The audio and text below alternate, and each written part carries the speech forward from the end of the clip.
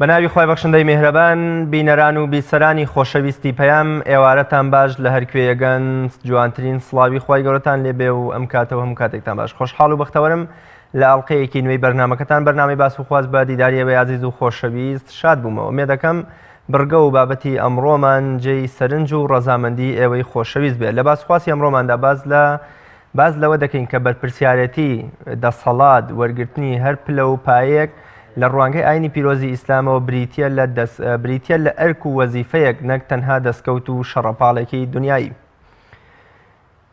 هەمیشە هاوڵانی پێغەمبەری خوا صلی الله علیه وسلم کە سەردەستە و پێشەنگ و ڕێنیشاندەری ئێمە بوون بە زۆر و زۆرکاری ئەگەر پلەپایەکیان وەربگرتایە تەنانەت ئەوە تا ئیمامی عومەر ڕەزا و ڕەحمەتی خوای لێبێ لە ڕۆژی سەقیفە واتە وەرگرتنی بەیعەت بۆ سەیدنا ئەبوبەکری سیدیق فەرمووی ئەگەر ئەبوبەکر بە شمشێریش بچوایەتە ژێر ئەو بارەکەوە ڕازی ببێتە گەورە و پێشەنگی موسڵمانان ئەوە ناچار بووم ئەبوبەکر بخەمە ژێر ئەو بەرپرسیارەتی و فشارەوە. بۆیە زۆرجار دەبینین هاوڵانی پێغەمبەری خوا صلی الله علیه وسلم ئەگەر یەکێکیشیان داوای بەرپرسیارەتێکی بکردایە ئەوە ئەگەر شیاوی ئەوە نەبوایە لەلایەن پێغەمبەری خوا و کاربەدەستی موسڵمانانەوە بەرپەرچی دەدرایەوە ئەو پلەپایەی پێنەدرا. ئەوە تا دەبینین ئەبوو زەڕی غەفاری کە یەکێکە لە باشترین هاوڵەکانی پێغەمبەری خوا صلی الله علیه وسلم کاتێک داوای بەرپرسیارەتی و والیەتیەک لە پێغەمبەری خوا دەکات صلی الله علیه وسلم پێغەمبەری خوا صلی الله علیه وسلم پێی دەفەرمێ ئەوە بەرپرسیارەتێکی گەورە و قورس و ئەمانەتێکی دنیای و قیامەتی و تۆش کەسێکی لاواز و لە ڕاپەڕاندنی کاروباری موسڵماناندا ناتوانی بەپێی کاری خۆی هەستی چونکە تۆ کەسێکی عاتیفە و هەست زاڵ دەبێ بەسەردا. ئەو ڕۆژەی کە عومەری کوڕی عەبدولعەزیز ڕەزا و ڕەحمەتی خوای لێبێ یەکێک لە دادپەروەرترین پیاوەکانی ناو بەنی ئومەیە دەبێتە کاربەدەست و پێشەوای موسڵمانان بە گریان و بێتاقەتیەکی زۆرەوە ڕوو دەکاتەوە ماڵەوە و فاتیمەی خێزانی لی دەپرسێ هۆکاری بێتاقەتی و گریان و شین و شەپۆڕت چییە لە کاتێکدا زۆربەی ئەوانەی دەبنە کاربەدەست و یەکەمی موسڵمانان لە خۆشی و لە ئاهەنگدان. عومەری کوڕی عەبدولعەزیز ڕەزا و ڕەحمەتی خوای لێبێ دەفەرمێت جاران من بەرپرسی نەفسی خۆم و خێزانەکەم و دووسێ لە مناڵەکانی خۆم بووم بەڵام ئێستا دەبێ هەرچی کەڕ و لاڵ و شەل و ئیفلیج و نەخۆش و پیر و پەککەوتە و منداڵ و بێوەژن و مجاهیدی ڕێگەی ئەم ئیسلامە هەیە هەمویان من بە باوکی خۆیان بزان منیش وەکو منداڵەکانی خۆم ئاگام لێیان بێ لە کەم و کورتی و نەهامەتیەکان بیان پارێزم. لەم ڕوانگەوە ئێمە ئەمڕۆ باز لەوە دەکەین کە ئایا بەرپرسیارەتی چۆن دەبێتە ئەرک و وەزیفە و ناڕەحەتیە بۆ کەسێک کە وەری دەگرێت و چۆن خەڵک لەوە تێبگا کە لە ڕوانگەی ئاینی پیرۆزی ئیسلامەوە بەرپرسیارەتی تەنها بریتی نیە لە vێلا و کۆشک و سەیارە و خۆشگوزەرانی و ئاسوودەیی بۆ خاوەنەکەی بەڵکو دەبێ بریتی بێت لەوەی کە ئەم مرۆڤە خۆی بکاتە پردێک خۆی بکاتە شوانێکی دڵسۆز بۆ گەیاندنی خەڵکی بە کەناری ئارامی و خۆشبەختی. بۆ مەبەستە میوانداری زۆر بەڕێز مامۆستا عەبدوڵڵا سەید عوبێد زانای ئاینیم کردووە پێکەوە باسی ئەو پرسە دەکەین. مامۆستاگیان زۆر بەخێر بێ سوپاس بۆ ئامادەبوونت. سپاس بە جەنابیشتان و سکەرکەوتوو نیەخوا یاخوا بەخێر بێ. مامۆستا سەرەتا پێم خۆشە بزانم ئیسلامی پیرۆز چۆن لە بەرپرسیارەتی لە پێدانی دەسەڵات و پلەپایەکان دەڕوانێت بە مرۆڤەکان. بسم الله الرحمن الرحيم الحمد لله والصلاة والسلام على رسول الله صلى الله تعالى عليه وآله وسلم.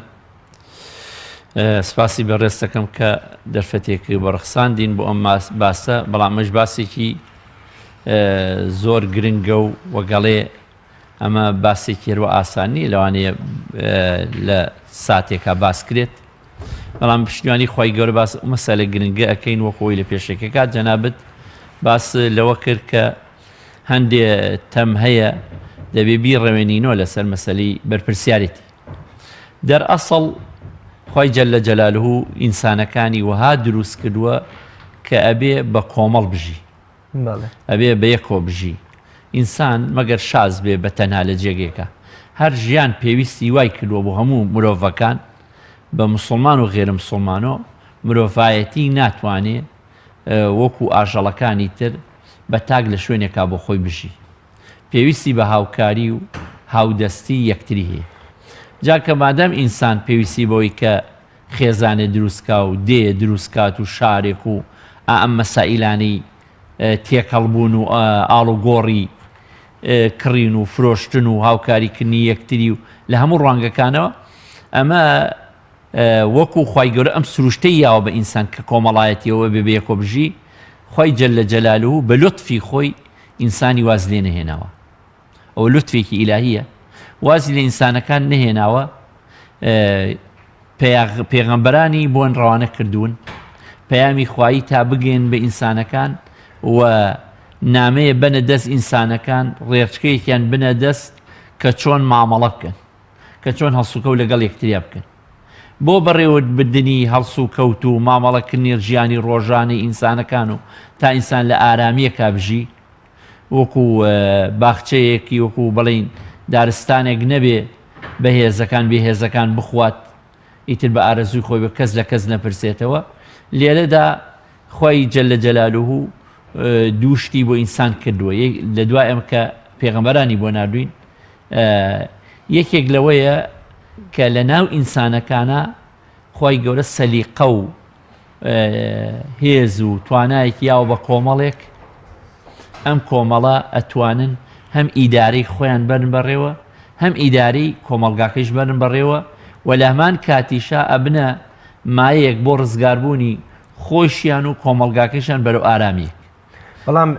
ئیسلام ئەمانە بە مقدەس ناناسێنێ وەکو چۆن لە نێو گروپێکی مسلمانانە پێی وایە ئیمام و خەلیفەکان لەلایەن خواوە دانراون و پێویستە بوونە سێبەری خوابن لەسەر زەوی و ئەوە تا بوونە ئەبوبەکری سدیق کە باشترین پیاوی ئومەتەی لە دوای پێغەمبەری خوا صلی الله علیه وسلم دەفەرمێن کراون بە بەرپرس و کاربەدەستان بەبێ ئەوەی باشترینتان بم ئەگەر چاکەم کرد یارمەتی دەرم بن و خراپەم کرد بمگێڕنەوە.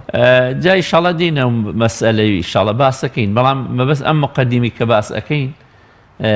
خیوامان هەیە قەستەکەم چیە لەمە باسەکەین کاتێک کە باسی حکم و حکمی ئیسلامەتی و مەسئولیەتی و گرتنە دەست ئەەکەیت خەڵکێکی تر فکرەیەکی هەڵە ئەبێ بۆ بڵێ نەخێرەمە ئیلا هەر ئەبێ ئینسانەکان کۆمەڵە زۆردار پیا بوون زاڵم پیا بوون مەزڵومەکان و ستەم لێکراوەکان ئەچەوسێنەوە. ئەسڵ لە وڵاتە ئەسڵ لە کاری وڵاتە ئەبێ نەزم و یاسایەکی ئەمی نەزم و یاسایش خۆ نابێ هەر هەمووی ببێت. خی گەورە داینە ناوە لە ماڵێکە باوکێکەیە دوو باوک نییە یعنی احتیمالیە دوو دایک ببێت یعنی بۆچی لە ماڵێکە باوکێکەیە بێ خاوەنی قەرار بێ. مەسلەی ئەوەی کە جەنابی باسی ئەەکەیت بەڕێوەبردننی ئەم ئەرکە لە مەفهومی ئیسلامیە چ ئەرکی پێغەمبەران پێغەمبەرایەتی بێ کە خی گەوردایەتی بەسەر پێغەمبەرانەوە و خاتم الأنبياء کە حەزرەتی محەممەد المصطفى صلى الله عليه وسلم ئەرکێک و بڵێن مەسئولیەتێک و بەرپرسیارەتی کە خی گەورە داوێتی بەسەریە ئەگینا ڕۆژە لە ڕۆژان پێغەمبەری خوا صلی الله عليه وسلم خۆ بیریرەوە نەکرۆتەوە بێ بە حاکمێک بیریرەوە نەکرۆتەوە کە ئەو بێ بە پێغەمبەرێک بەڵام خی جەلە جەلالە سەرەکەی لە ناو نخبەی بە ڕەحمی بەشەریەت کردووە باشترین کەسی وەکرون بە پێغەمبەر. ئەم پێغەمبەرە پەیامێکی پێیاوە کە خاتم الأنبیایە کە پەیامی قورئانە. ئەم قورئانە کە فەرمایشتی خی گەورەی و کەلیماتی پەروەردگارە و گەیوێتە دەست ئێمە تا ئێسێش موعجیزەیەکی خالیدا ماوەتەوە لە ناومانە ئەم قورئانە نەخشە ڕێگایەکی بۆ مرۆڤایەتی کێشاوە نەخشە ڕێگایەکی بۆ کێشاوە چۆن کاروبار بکەن چی بکەن چۆن بە چه ئاراستەیەکە خەڵک بەرن ئەوانەی کە پەیامی قورئانیان پێیە. دیارە لە دوای پێغەمبەران ئەسحابی پێغەمبەر بووە ڕضوان الله تعالى عليهم کە ئەسحابی پێغەمبەری خوا صلی الله عليه وسلم ئەو کەسە نەبوون ئەو مەردانە بوون کە لە دەوری قورئان کۆبوونەوە و لە خزمەتی پێغەمبەرەوە صلی الله عليه وسلم فێری شێوازی بەڕێوەبردننی حکم کرا چۆن بەرپرسیاتی ئەوە نەبێ هەر شتێک بێ پێغەمبەری خوا صلی الله عليه وسلم چێتە سەر شوێنێک و پەیامەکە بگەێنێ و ئیتر خەڵکیە شوێنێکە و بیکان بەڵکە لەگەڵەوە کە پەیامەکە و تەبلیغەکەی ئەکرد و بەلاغەکەی کرد ئەوی نەخشەشی بۆ مەسەن پێغەمبەری خوا صلی الله عليه وسلم نەخشەی بۆ کێشان بۆ بەیعەت وەرگرتن لە خەڵکی لە بەیعەی عەقەبەی یەکەم و عەقەبەی دووەم کە لە برایان و خوشکانی ئەنساری مەدینەیەکانی وەرگرت بێن بەیعەت بکەن لەسەر کۆمەڵی مەبادیء. دوای پێغەمبەری خوا صلی الله عليه وسلم کە خۆی ئەچێتە مەدینە و دەوڵەتێک دروست ئەکا دەوڵەتەکە سەقفی یەکەمی کە ئەساسی دەوڵەتەکەیە دەستوری یەکەمی دەوڵەتەکە قورئانەکەی هەبوو لەژێر سای ئەو قورئانە و لەژێر سای ئەو وحی پێغەمبەری خوا کە بۆی هاتووە دەوڵەتێک دروستەکە پێغەمبەری خوا صلی الله علیه وسلم و ئەم کارە ئەکرێت. ڕوانگەی ئەسحابی پێغەمبەری خوا صلی الله علیه وسلم تێڕوانینیان بۆ ئەم مەسئلە دیار بووە ئەسحابە ئەسیلەکان هەموو کاتێک حەزیان بەوە نەکردووە بەرپرسیارەتیان بدرێتە دەست. ئەگەر کەسێکیش بوو بێت داوای کرد بۆ خۆی کە جەناب فەرمووی ئەبازەر داوای کردووە پێغەمبەری خوا صلی الله علیه وسلم فەرموویەتی تۆ کەسێکی دڵنەرمی نەیداوەتێ. بەڵام لەمان کاتە خۆ بەرپرسیارەتی ئەوە لەوانەیە بەرپرسیارەتینی داواکرد بێت بەڕێوەبوونی جێشێکی داواکرد بێت. بەڵام لەجاری وە بەرپرسیارەتیشی داوەتە دەست کابرا کەسێکی نابینە کە عەبدوڵای کوڕی مەکتوم بۆ زۆر جار کردوێتی بە ئیمام لە ناو مەدینەدا پێغەمبەری خوا صلی الله علیه وسلم کە لە جێی پێغەمبەر بووە صلی الله علیه وسلم وهەروەها هەریەکە کاروبارێکی بێسەوە کۆمەڵێک کە زەکاتیان کۆ کردوێتەوە کۆمەڵێک چاودێری ناو شاری کراوە کۆمەڵێک مەسەلەن کاتیبی وحی پێغەمبەر بوون صلی الله علیه و آله وسلم ئەمان هەریەکە بەرپرسیارەتی کراوە و ئەم بەرپرسیارەتی و ئەم دەوڵەتەیش کە ئەساسێکە و گرنگایەتێکی هەیە خۆی گەورە فەرمێ الذين إن مكناهم في الأرض أقاموا الصلاة وآتوا الزكاة وأمروا بالمعروف ونهوا عن المنكر. دروشمەکەیان دروشمێک بۆ بەرامبەر بە خوای خۆیان چی بکەن و بەرامبەر بە عەبدەکانی خۆی گەورەش چی بکەن. ئەو دەوڵەتەی ئیسلامە کە دروست ئەبێت و ئەو بەرپرسیارەتی کە قەسەکەمان با زۆر دووری نەخەینەوە باسمان لە مەسئولیەتی ئەو مەسئولیەتە کە دراوە بەسەر شانی کراوەتە ئەستۆی ئەو کەسانەی کە هەڵ ئەسن بەم کار. ئەسڵەن مەسئلەی بەرپرسیارەتی وشەی بەرپرسیارەتی ئەبێ ئەمە معنایکین تەفسیریکین یعنی چی بەرپرسیارەتی یعنی چی مناڵم فڵان کەس بەرپرسی ئەم دائیرەیە بەرپرسی ئەم وڵاتەیە بەرپرسی ئەم پەرلەمانەیە بەرپرسی نازانم چی و چی بەسیتێکۆ بیگرە تاوەکو لای سەرویەوە تا هەڕەمی سەروی بەرپرسیارەتی کە لە عەرەبیە پێڵێن مەسئولیەت وشەی بەرپرسیانی واتە لێپرسینەوە و لێپێچینەوەیەکی ئەبێت ئەو کەسەی کە ئەم کار ئەگرێتە دەست لێپێچینەوەیەکی دنیایی ئەبێت کە لە ژێر سەقفێکی دەستورێکە کە ئێمە لە لای ئێمەی موسڵمان قورئانە و سونەتی پێغەمبەرە سەقفەکە لە ژێر سای ئەوە میزانێکی کارەکە ئێدەین لەو سەنگی مەحەکە سەنگی مەحەکی ڕێکوپێکی ئینسانەکان ئیشتیای خەڵک نییە کەسێکەیە بەرپرسیارەتێکی هەیە لە جێگەیەکە کارەکە ئەبا بەڕێوە بەڵام خەڵک لەوانەیە لێی ناڕازیە قسمێ دەی ناتوانین بڵێن وڵاتماندا خەڵک لێ چۆنە بخێنرە ئەگە خەڵێن لێی ناڕازیە ناڕازی نییە لە جیهانی ئەمڕۆدا هەموو شتێ ناگەرێتەوە بۆ خەڵک ئەگەڕێتەوە ژێر سای ئەو سەقفە ئەو دەستورە ئەو لە وڵاتێکا دەستور هەیە قانونێک هەیە ئێمە قورئانێکمانێ فإن تنازعتم في شيء فردوه إلى الله ورسوله بیگەڕنەوە بۆ لای خوا و پێغەمبەری خوا تاوەکو چی بتوانن ئەوان لە ژێر سای ئەوە بزانین ئەم کاری ئەم متابق و متابق نەبوو ئەگەر پێکابێتی کارەکەی پێکابێتی لە ژێر سای عەدالەتێکی خوای گەورە بوو بێ ئەو پێکابێتی و کارەکەی بردووە بەڕێوە فەنیعمە ئەگەر نەیشی پێکابێ ئەوە لە ژێر ساوی یاساکانی قورئانی پیرۆزە ئێمە کە قسەکو موسڵمانی قسەی لێ بکەین کارەکانی بۆ ڕاستەبێتەوە. بڵێ مامۆستا تا چەند ئیسلامی پیرۆز ئەو هۆشیاریە لای شوێنکەوتوانی دەچێنێ و دروستیەکە یا لای ئەو کەسانی کە دەبنە کاربەدەست و لێپرسانی موسڵمانان کە بەرپرسیارەتی ئەرک و وەزیفە و ماندووبوون و بە دوواداچوونی کێشە و نەهامەتیەکانی خەڵکە نەک دەستکەوت و پاداشتێکی دنیایی بەداخەوەتی کە لە وڵاتی ئێمەوەی لاتووە وا حسێ بکەین کەسێ بوو بە بەرپرس هەر کەسێ بوو بە بەرپرس ئەبێ بۆی بگری لێپێچینەوەی هەیە لێپرسینەوەی هەیە هەم لە دنیا لێ هەیە هەم لە قیامەتیشە ئەم فکرە ئەم فکری بەرپرسیارەتیە ئەخۆ وڵاتێک هەرێمێ شارێک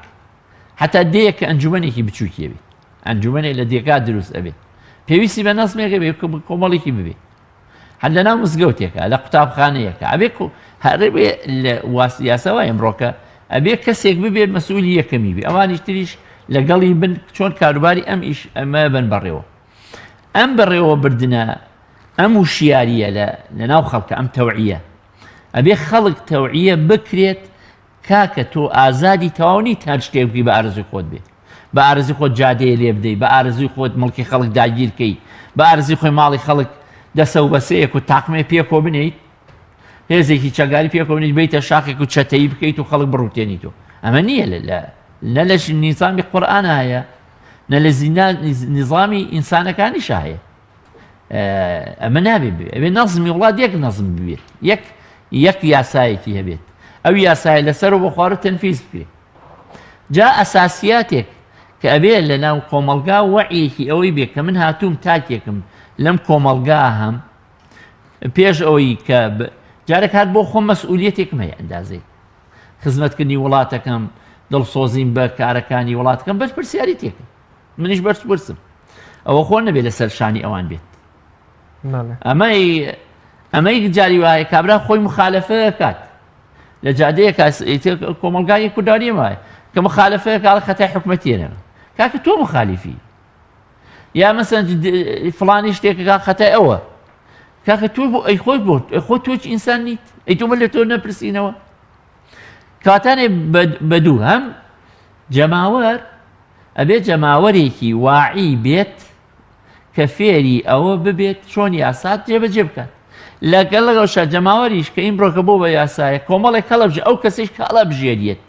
ئەبێ پێی بڵێ تۆ وەزیفەیەکت هەیە بۆ 4 ساڵە 10 ساڵە خۆ تا کەس تا قیامەت نایبە هەموو یا ئەگەر نەمرێ هەر تەقاعود هەرەبێت خانە نشینە دەبێ عەندا وەزیفەیەکی کاتیش بێ وەکو وەزیفەکانی ئەمەی پەرلەمان و شتی یا وەزیفەیەکی دائیمی بێت مەڵێ منی سێ وەزیفەیەکمەیە پێشنوێژی مزگەوتێک بە شەهادەیەکە و تەعین کرام و مەرسوومێکم بۆ دەرچووە و بە ڕۆژی ئەو نەتەعین بوو ئێوە ڕۆژی تەقاعودەکەشیان بۆ نووسیوم تۆ ئەو نە ساڵت تەمەن دوای 70 ساڵی دوای 63 ساڵی تا ئەچی خانە نشی نەبی تەوا بێ بەجێ بێڵی ئەبێ بزانی هەمومان بەشێک لەو مەسئولیەتەوە ئەبێ ئەم خەڵکە بزانێ خۆی بەرپرسیاتیە و ئەو کەسیش کە ئەبێ ئەو وەزیفە ئەگرێتە دەست ئەبێ بزانێ ئەمە ئەمانەتێکە لەلای ئەگەر بە جوانی جێبەجێی کرد فەنیعمە کارەکەی بردووە بەڕێوە ئەگەر نەیکرد بەڕێوە ئەبێ لێ پێچینەوەیکی بێ ئەساسی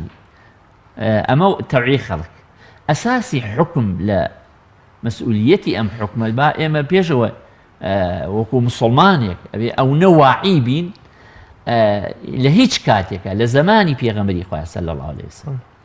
لە زمانی خولەفای ڕاشیدینە ڕەزای خۆڕان قەت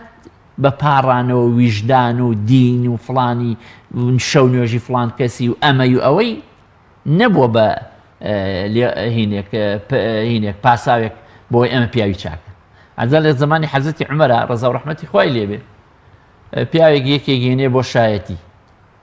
ئەلە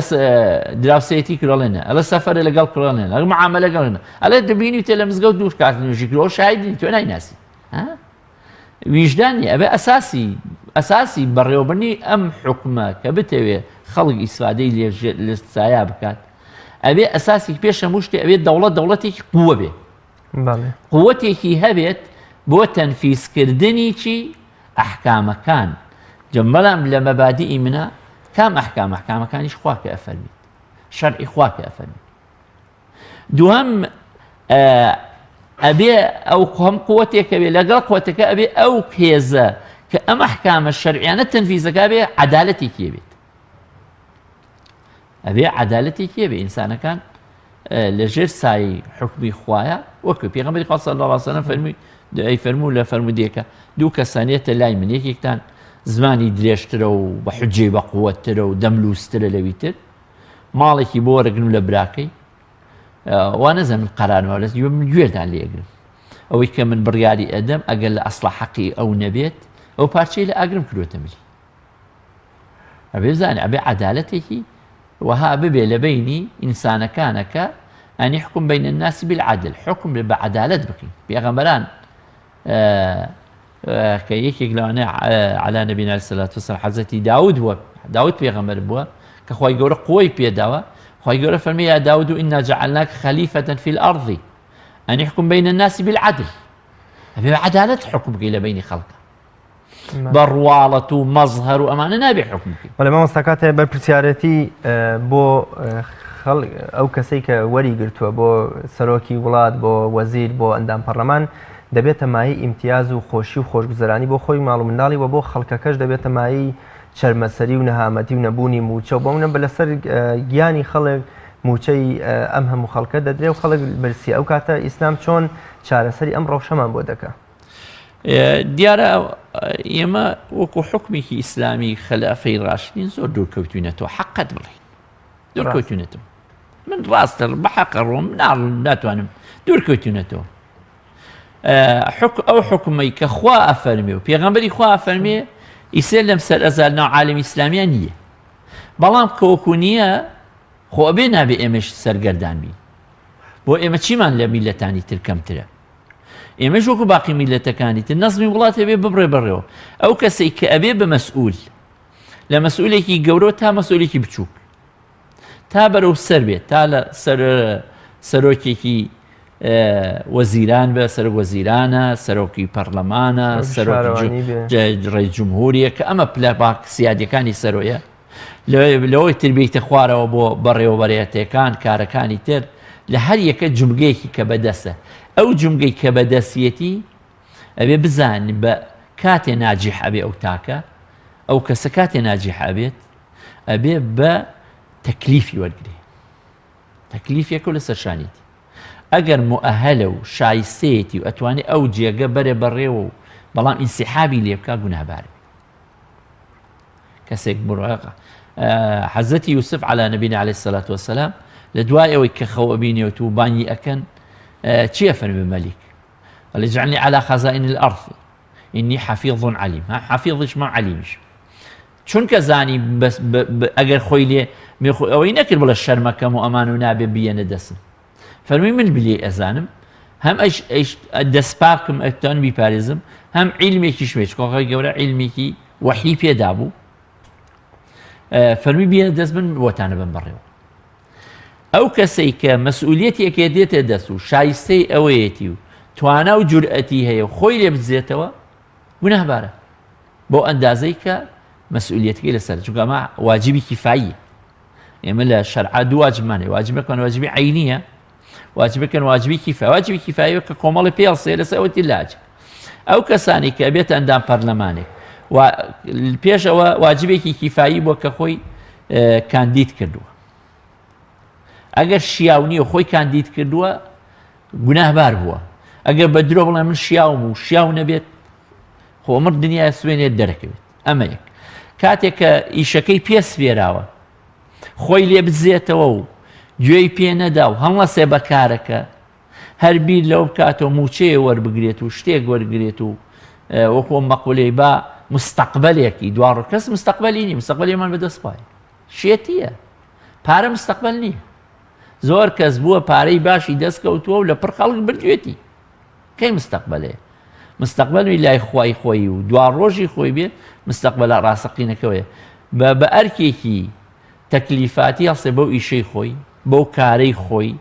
بۆ ئەندازەی کە دەنگی ئەڕوات بەو ئەندازەی کە ئەچێتە پێشەوە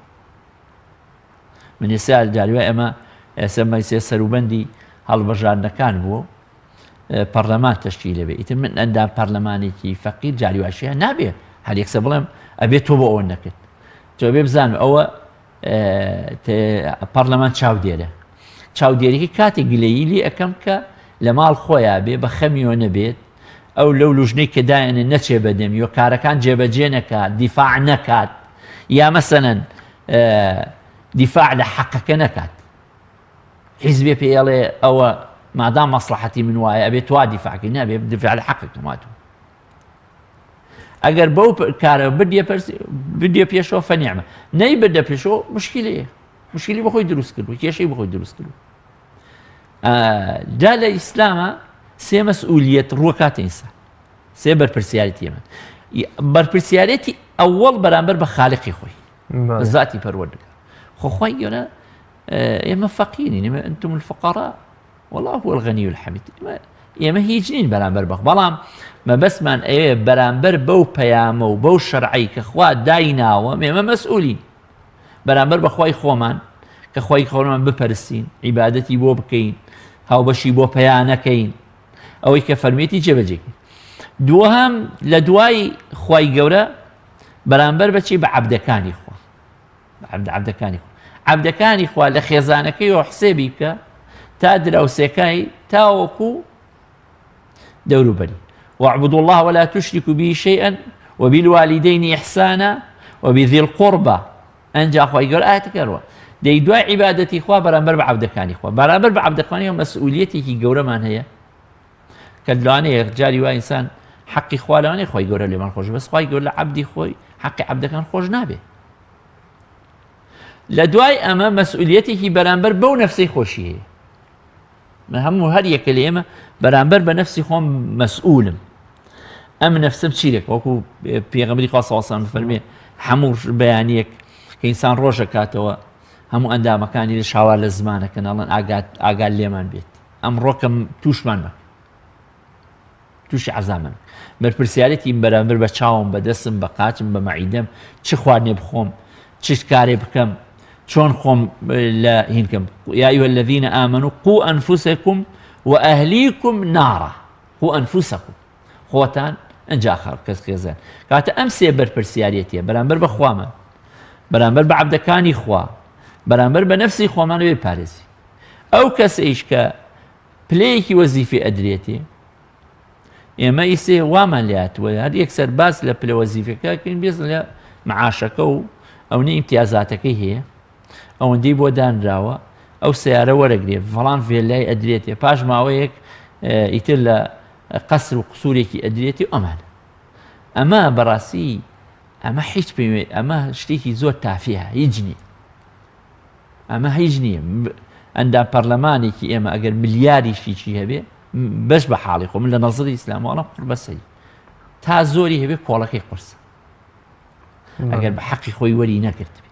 ئەنی کەواتە گە ماف و ئیمتیازاتیش هەبێ هەر لە ڕووی قیامەتیە و بەرپرسیارەتەکە قورسترە بێ تا زیاتری هەبێ زیاتر قورسترە ڕاستە کە پێغەمبەری خوا صلی الله علیه وسلم كلكم مسؤول وكلكم مسؤول عن رعيته جا لەم کولا پێغەمبەری خوا صلی الله علیه وسلم یەکەمیان ئیمام دانێ پێشەوانی مسلمانان ئیمام دانێت لە دوای ئەوە دێتە سەر پیاو بەرامبەر بە خێزانەکەی ژن بەرامبەر بە مێردەکەی ئەو کرێکارە ئەو عەبدەیە کە لە ماڵەکەتی ئیش ئەکە حتا ئەو کەس کاتانێ پێغەمبەری خوا صلی الله علیه وسلم کۆمەلگاکە بە سێ بەشەوە بەشێکی کە لەسەری سەرۆی ئەوانەی دیت کە ئیمامن و پێشەوایانی حکمیان بەدەستە چۆن حکمەکە ئەبن بەڕێوە ئەوان زیاتریان لەسەر ئەوەیشی کە لە دوای ئەوە دێتە شەریحەیەکی تر کە کەسێک خێزانێکی لەبەردەسایە کەسێک مەسە هەر کرێکارێکە و ئیش بۆ یەکێکەکە هەموو دنیا زوڵم بکات من یەک زوڵم بکەم خوای گەورە و زوڵمەی منیشە حسێ بکات زوڵمی خەڵکی مبەڕیر نییە بۆ یەکێتر زوڵم بکات بەڵێ مامۆستا ئێستا لە دوای تەواوبوونیان بۆ منە وادەی هەڵبژاردننی پەرلەمانی کوردستان تەواو بوو خەڵکێکی زۆر بەرپرسیارەتێک با بڵێن خراوەتە سەر شانیان و خەڵکانێک کراونەتە نوێنەر و نمایندە و وەکۆڵێ پێشەنگی ئەو خەڵکە بۆ پەرلەمان بۆ یاسا و دەستور و ڕێسا بۆ ئەو خەڵکە دابنێن یان بۆ منە حکومەت ناچار بکەن بە پێدانی مافەکان بە هاوڵاتیان بەڵام خەڵکانێک هەن بۆ منە ئەندام پەرلەمانانێکن کەم تەرخەمی ئەەکەن لە ئەرکی خۆیان یان بۆ منە تەنها بۆ بەرژەوەندی خۆیان تەنها بۆ ئیمتیازات و مافی خۆیان ڕۆشتونەتە پەرلەمان خەڵک تا چەند تاوانبارە لە ناردنی ئەو خەڵکانی کە بە پەنجە و بە دەنگی ئەوان ڕۆشتونەتەوێ و بەڵام لە ئەرکەکەی خۆیان بۆ منە کەم تەرخەمی ئەەکەن ئایا خەڵکیش لەم کاتەدان وەکۆڵێ بەرپرسیارەتێکی گەورەتری نەکەوتۆتە سەرشان لە کاتێکا تۆ کەسێکت نردۆتە ئەوێ شوێنت بە کەسێ پڕکردۆتەوە کە شیاوی ئەو شوێنە نەبووە ئەوانەی کە ئیدعایان کرۆ بۆ خۆیان هەر یەکە و حیزب و تاقمێک گەڵێ من ئەوە ئەەکەم ئۆڵێ من ئەوە ئەەکەم و خەڵکیش دەنگی پێداون بەڵێ خەڵکەکە دەنگی پێداون کە دەنگی پیاون ئومێد ئەەکەین من بەش بە حاڵی خۆم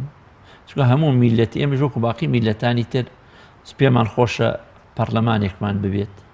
ئەم پەرلەمانە بێ بە ئەساسێک و بناغەیە بۆ دەوڵەتی گەورەتر ئەمە هەمووە حەز ئەەکەین ئێمە ژۆک و باقی میلەتان بژین بە ئەوەی کەسێک کە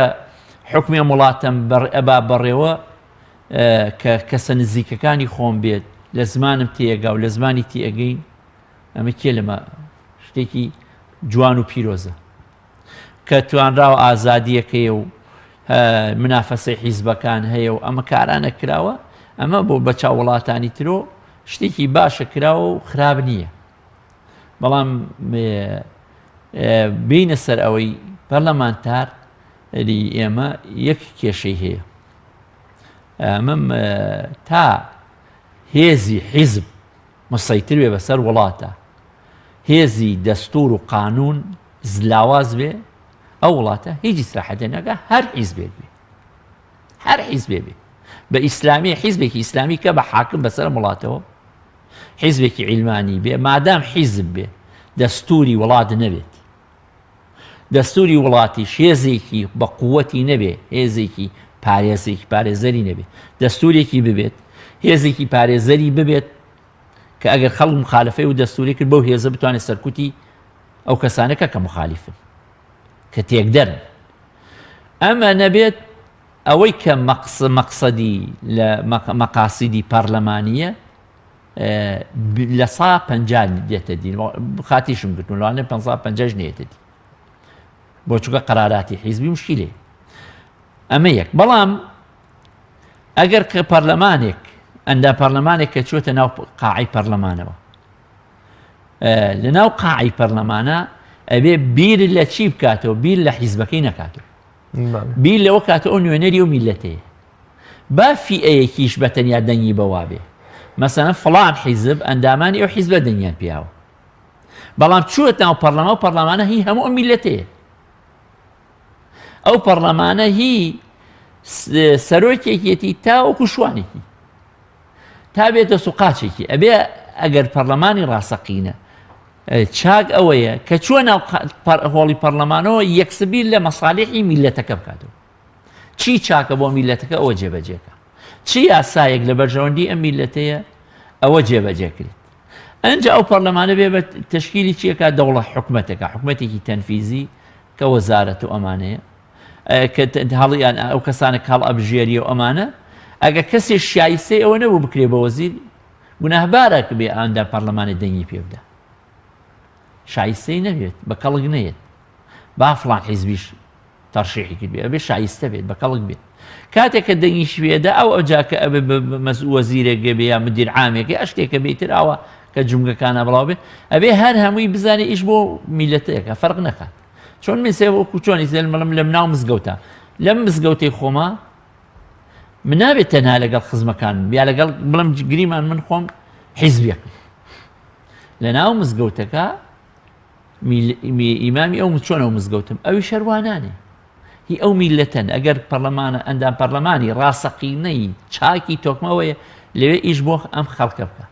خەڵکی هەژار ئیشیەوێ بۆی بکەیت کابرایەکی تاجر و بە دەوڵەت دەسەڵاتدار ئیشی بەو نییە زۆر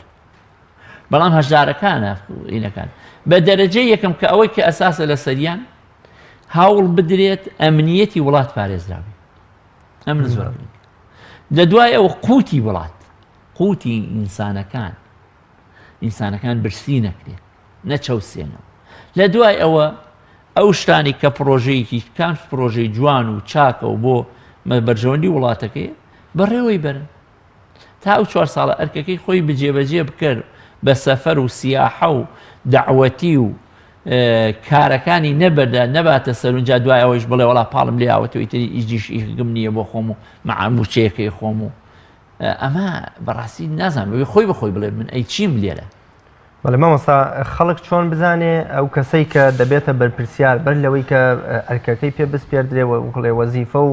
بەرپرسیارەتەکەی پێ بسپێرێ خەڵک چۆن بزانێت شایستەیە شیاوە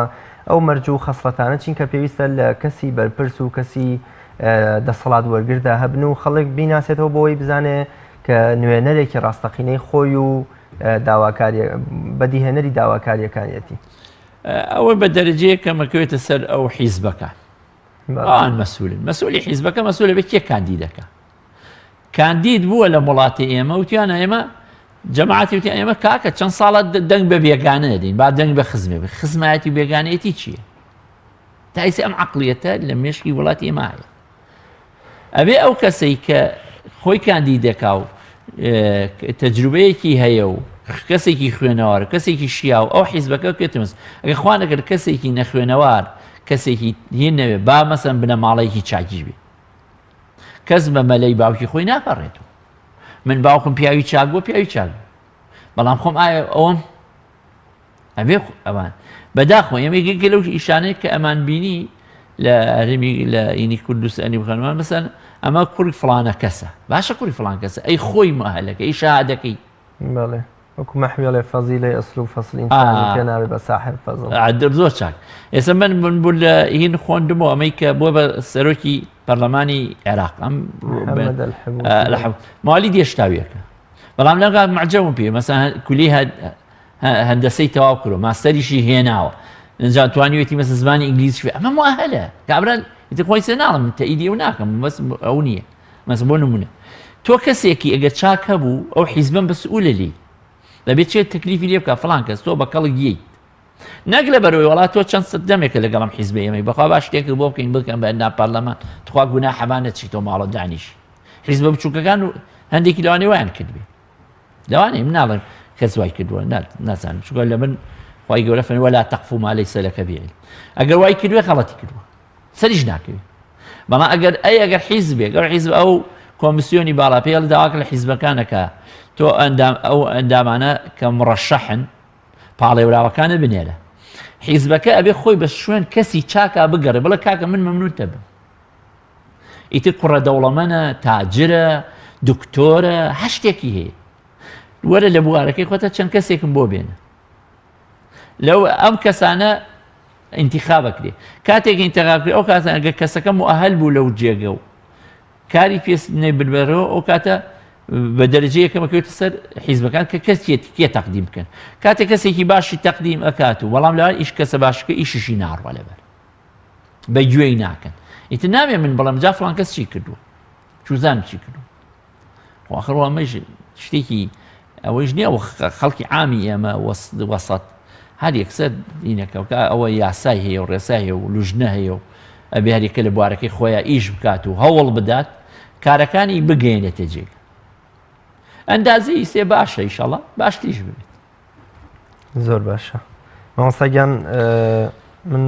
شتێکی وام نەماوە تەنها و پرسیارە هەیە بەرپرسیارەتی و وەرگرتنی دەسەڵات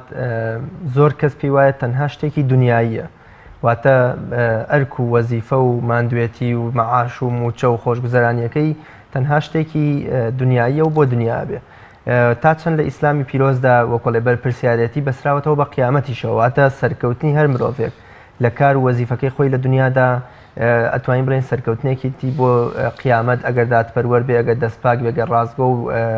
دەست و دەموداوێن پاک بێ لەگەڵ ژێردەستەکانیە ئەو کاتە دەتوانین بڵێن وەکۆڵێ سەربەرزێکی قیامەتیشە و لە قیامەتیشدا وەکۆڵێ ڕووسوری بەردەم خی گەورە بێ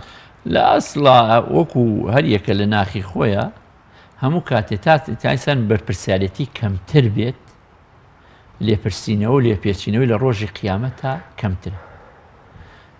نمونە بە مەسەلەن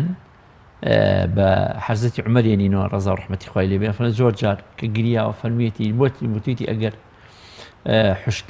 و هێسرێک لە فڕات لە عێراق بکەوێ بگلێ لە شاخێک و من ئەترسم خوا محاسبەکە بڵێ عومەر بۆ جادە وەڕێ ناکێشە مەسئولیەتی ئەوەندە گرنگە تا زۆر لەسەر شان بێت بارەکە قورستر ئەبێت کۆڵێکە قورستر ئەبێت ئەبێت دائیمە ئینسان حەسکا کۆڵێک بێت بەڵام لە لایەکی تریشەوە کەسێک کە شایستەی ئەو جێگە بوو ئەو مەسئولیەتی کەوتە سەرشانی بەو ئەرکە پیرۆزەی لیلا و فیلا هەستا هەم ڕۆژێ وەک پێغەمبەری خوا صلی الله علیه و سلم فەرمی 1 سەعات حکمێکی عەدالەت لەسەر زەویە لە عیبادەتی 6 ساڵ چاکتر لای خۆ 1 سەعات 1 ساڵ حکمێک جێبەجێ بکرێ بە دەستپاکی و بە باشی بە ڕێکوپێکی بەقەدەر هەزاران ساڵێکە کابرا چێ لە گۆشەیەکە 100 عەمرە بکات 50 عەمرەکە ئەو حکمە چاکتر بۆ چونکە ئەمە ژیانی ئینسانە کڕێتەوە ئەوە شخصێکی شخصیە جا ئەم کەسەی کە ئێسیان ئێمە لەخوا بەزیابێ وڵاتمان شەڕیتیان نەماوە کێشێکی وهانە بۆ ئاسان بۆتەوە خی گەورە نیعمەتی سەروەت و سامانێکی ژێرزەوی ڕشتووە سەر ئەم خەڵکە زۆر برسی نییە و ئاو هەوایەکی وا هەیە بە خەڵکی زەراعەت و فڵان و فیزارێ ئەژینتیایە خۆ ئەگەر وانە بواە قەحتی وایست ئەندا پەرلەمانەکانیشمان دیناری چەند لیتفانە نەبی چەند پێ نەیەکرا وگەڵە فاقد و شەی لا یعطی بەڵام کامڕۆکە خۆی گەورە سەر و سامانێکی هەیە پێویستمان بەوەی چۆن تەوزیعی بکەین چۆن لە بینی خۆمانە جێبەجێکەین ئەو کەسێک کە ئەبێ بە بەرپرسیار لەو پەرلەمانە یا ئەو لە وەزیفەیەکی تریە بە ئەرکێکی خۆی زانی بەو ئەچێ بەڕێوە خۆی لێ بشارێتەوە ئەو شەرگونابارە ڕاست زانی مەسەن کەسێک شایستە ئەوە ئەتوانێت ئەم کارە بەرێ بەڕێوە بەڵام خۆی لێ ئەشارتەوەڵم تااقەتم نییە بە شەرتی ئەگە کەسی تر نەبوو هونابارە بێ ئەگە کەسی تر بوو بە جیایە مەسەن دوو کەسێ وەکو یەکەڵە کاکە بە تۆ ئەچێ بەڕێوە بۆ ناچێت ئەمە کە بوو بە فەرزێکی کیفایی ئەبێ کە دەستی پێکرێ بێتە فەرزی عینی هەندێک فەرزی کیفایی ئەبێتە فەرزی عین بۆ نمونە خوێندنی قوتابی بۆ کۆلیژی پزیشکی طب فەرزێکی کیفاییە بێ کۆمەڵێکمان بێ بەڵام ئەو کەسێک کە بوو بە دکتۆر و چارەسەری نەخۆشەکە هاتە بەردەسی واجبێ لەسەری ئەوەتە فەرزی عینی بێ چارەسەری بکەن تا خۆی کاندید نەکردووە واجبێکی کیفایە کە خۆی کاندید کرد و هەڵبژێرا و چووە ئەو جێگە ئەنجابێتە فەرزێکی عینی زۆر زۆر سپاس بۆ بەڕێز مامۆستا عەبدوڵای سەید بێزانە ینی کە میوانی ئەمڕۆی بەرنامەی باش بینەرانی بەڕێز و خۆشەویست سپاس بۆ ئێوەی عەزیزی تا بە یەکگەشتنەوەیەکی تر بەخوای گەورە میهرەبانتان ئەسپێرم لە پەنای خوادا من خواتان دەگەم